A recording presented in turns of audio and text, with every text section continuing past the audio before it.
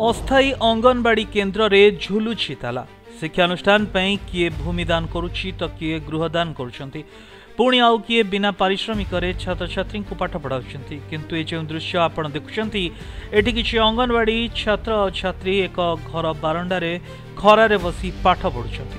सूचना अनुसार भद्रक ब्लॉक काउपुर पंचायत सिरापुर चेना साहि रे अंगनवाड़ी घर नथिबारु ग्रामवासी सहमति दीर्घ 16 वर्ष हेब एक कम्युनिटी सेंटर रे अस्थायी भाव अंगनवाड़ी केन्द्र चली आसला।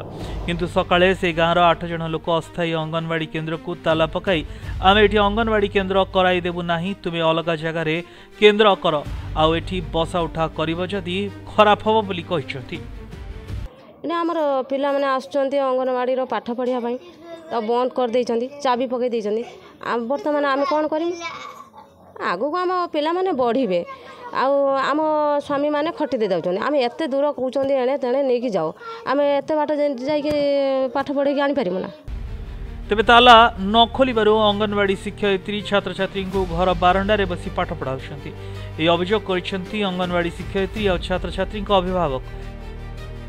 सर आज मु अंगनवाड़ी आसला बेले को देखला बेले अंगनवाड़ी घरे ताला मरा मु आगु गोटे ताला पकईनी तापर आउ गोटे ताला पड़ी पिला मानू बाध्य कि बारांडा बसैकी पढ़ाऊँगी मैंने सर किसी असामाजिक लोक ये विरोध करुले केते दिन है विरोध कर न करदेवाई से कहते आम क्लब घर तुम ताला तुम हूँ कर अंगनवाड़ी ये आम बसा उठा करूँ मुझे जेहेतु आमर जगह ना सफिसीयंट जगह ना जे घर करने जगह कौन ना से आम ग्रामवासी समस्त अनुमति मुझे अंगनवाड़ी 16 वर्ष है करूली कि एवं कहते तुम ये करना तुम तुम कौटी कर आम से बुझीपारूँ।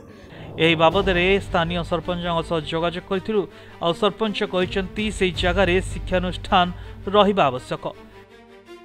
आमर ये 15-16 वर्ष है आम अंगनवाड़ी ये चलता बर्तमान किंतु कौन कौ मैंने आसिक ये ताला पकई दे घरे आम पिला माने ये बारंडार ये बसिक पाठ पढ़ुंट आम से जापारू कौ मैंने ये चाबी पकई आम तुरंत सरकार को कहूँ जे आसी आम अनुरोध शुणु ये आम ताला खुलतु एवं आमर अंगनवाड़ी भलसे हो पिला माने भलरे पाठ पढ़तु।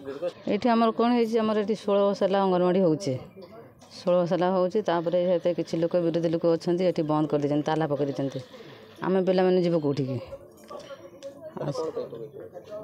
कौन कहले ताला कौन पकड़ विरोध कर चाहते तेज देखा बाकी रहा केबे निया जाउछि कार्यानुष्ठान।